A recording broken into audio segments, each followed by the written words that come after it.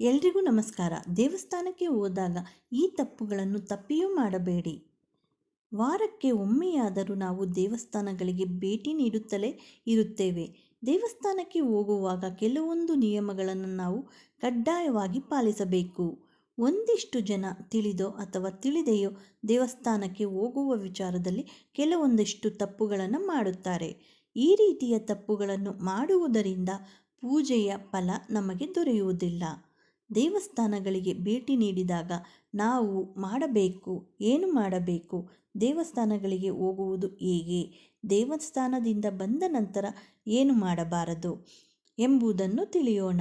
ಪ್ರತಿನಿತ್ಯ ನಮ್ಮ ಬಳಿ ದೇವಸ್ಥಾನಗಳಿಗೆ ಹೋಗಲು ಸಾಧ್ಯವಾಗದೇ ಇದ್ದರೂ ವಾರಕ್ಕೆ ಒಮ್ಮೆಯಾದರೂ ನಾವು ದೇವಸ್ಥಾನಗಳಿಗೆ ಹೋಗಿ ಬರುತ್ತೇವೆ. ದೇವಸ್ಥಾನಗಳಿಗೆ ಭೇಟಿ ನೀಡುವುದರಿಂದ ಅಲ್ಲಿ ದೇವರ ದರ್ಶನವನ್ನು ಪಡೆದುಕೊಳ್ಳುವುದರಿಂದ ದೇವರ ಆಶೀರ್ವಾದ ನಮಗೆ ಪ್ರಾಪ್ತವಾಗುತ್ತದೆ. ಮನಸ್ಸಿನಲ್ಲಿರುವ ಅದೆಷ್ಟೋ ಗೊಂದಲಗಳಿಗೆ ಉತ್ತರ ಸಿಗುವುದು, ಮನಸ್ಸು ತಿಳಿಯಾಗುತ್ತದೆ. ದೇವರು ನಮ್ಮ ಸಮಸ್ಯೆಗಳಿಗೆ ಗೊಂದಲ ಒಂದು ರೀತಿಯಲ್ಲಿ ಪರಿಹಾರವನ್ನು ಸೂಚಿಸುತ್ತಾನೆ ಎನ್ನುವ ಕಾರಣಕ್ಕಾಗಿ ಭಕ್ತರು ತಾವು ನಂಬಿರುವ ದೇವಾಲಯಗಳಿಗೆ ಭೇಟಿ ನೀಡುತ್ತಲೇ ಇರುತ್ತಾರೆ. ಆ ಸಮಯದಲ್ಲಿ ದೇವಸ್ಥಾನಗಳಿಗೆ ಭೇಟಿ ನೀಡಿದಾಗ ಕೆಲವು ತಪ್ಪುಗಳನ್ನು ನಾವು ಮಾಡಲೇಬಾರದು. ಇವುಗಳಿಂದ ನಾವು ಇಲ್ಲಿ ದೇವರಿಗೆ ಎಷ್ಟೇ ನಮಸ್ಕಾರವನ್ನು ಮಾಡಿದರೂ, ಪೂಜೆ ಪುನಸ್ಕಾರಗಳನ್ನು ನೆರವೇರಿಸಿದರೂ ಅದರ ಪೂರ್ಣ ಫಲ ನಮಗೆ ದೊರೆಯುವುದಿಲ್ಲ.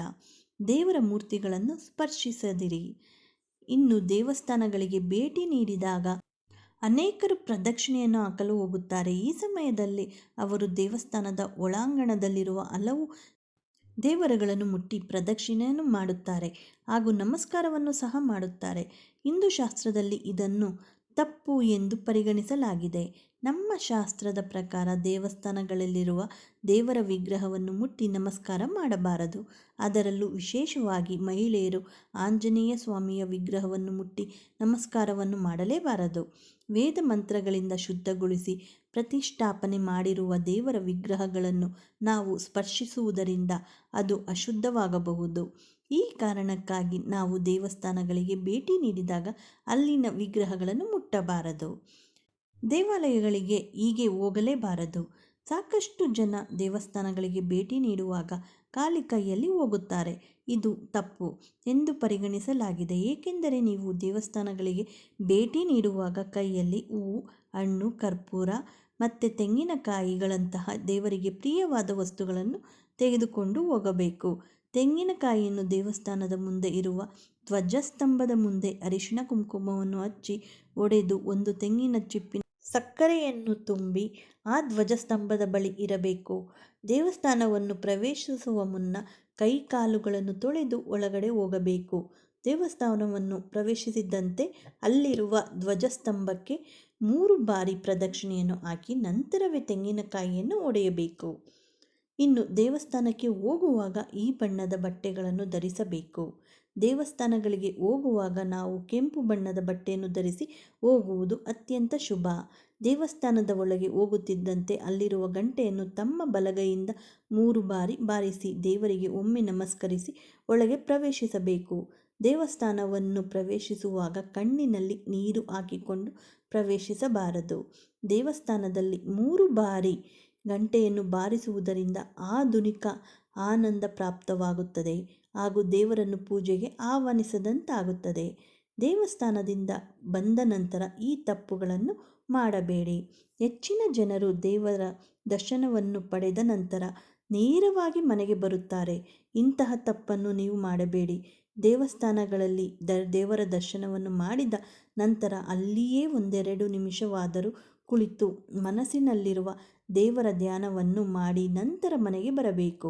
ಮನೆಗೆ ಬಂದ ನಂತರ ನೇರವಾಗಿ ಹೋಗಿ ಕೈಕಾಲುಗಳನ್ನು ತೊಳೆಯುವುದು, ಸ್ನಾನವನ್ನು ಮಾಡುವುದು ತಪ್ಪು ಎಂದು ವೇದ ವಿದ್ವಾಂಸರು ಹೇಳುತ್ತಾರೆ. ದೇವಸ್ಥಾನದಿಂದ ಬಂದ ನಂತರ ಸ್ವಲ್ಪ ಸಮಯವಾದರೂ ಕುಳಿತು ನಂತರ ಮನೆಯ ಪ್ರತಿಯೊಂದು ಕೋಣೆಯನ್ನು ಪ್ರವೇಶಿಸಿ ಬಳಿಕ ನೀವು ಕೈಕಾಲುಗಳನ್ನು ತೊಳೆಯಬಹುದು. ಆದರೆ ಸ್ನಾನವನ್ನು ಮಾಡಿದರೆ ದೇವಸ್ಥಾನದಲ್ಲಿ ದೈವಿಕ ಶಕ್ತಿಗಳ ಕಂಪನಗಳು ನಮ್ಮ ದೇಹದಲ್ಲೂ ಕೂಡ ಹರಡಿರುತ್ತದೆ. ಇಂತಹ ಸಮಯದಲ್ಲಿ ನಾವು ದೇವಸ್ಥಾನದಿಂದ ಬಂದ ನಂತರ ಸ್ನಾನವನ್ನು ಮಾಡಿದರೆ ಆ ದೈವಿಕ ಶಕ್ತಿ ನಾಶವಾಗಬಹುದು. ಇನ್ನು ದೇವಾಲಯದ ಪ್ರಸಾದದಲ್ಲಿ ಈ ತಪ್ಪನ್ನು ಮಾಡಲೇಬೇಡಿ. ದೇವಾಲಯಕ್ಕೆ ಭೇಟಿ ನೀಡಿದ ಜನರು ಅಲ್ಲಿ ದೇವರ ಪ್ರಸಾದವನ್ನು ಸ್ವೀಕರಿಸುತ್ತಾರೆ.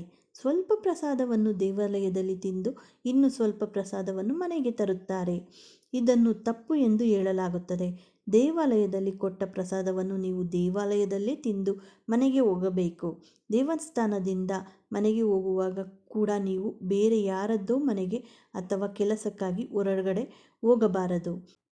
ನೇರವಾಗಿ ನೀವು ಮೊದಲು ನಿಮ್ಮ ಮನೆಗೆ ಹೋಗಿ ನಂತರ ಬೇರೆಯವರ ಮನೆಗೆ ಅಥವಾ ಇನ್ನಾವುದೋ ಕೆಲಸಕ್ಕೆ ಹೋಗಬಹುದು. ಇನ್ನು ನೀವು ವಿಷ್ಣು ದೇವರ ದೇವಸ್ಥಾನಗಳಿಗೆ ಹೋದಾಗ ಅಲ್ಲಿ ನಿಮ್ಮ ತಲೆಯ ಮೇಲೆ ಶಾತಗೋಪುರವನ್ನು ಇಟ್ಟಿರುವುದು ಅನುಭವವಾಗಿರಬಹುದು. ವಿಷ್ಣು ಪಾದಗಳು ಶಾತಗೋಪುರದ ಮೇಲೆ ನೆಲೆಸಿರುತ್ತವೆ.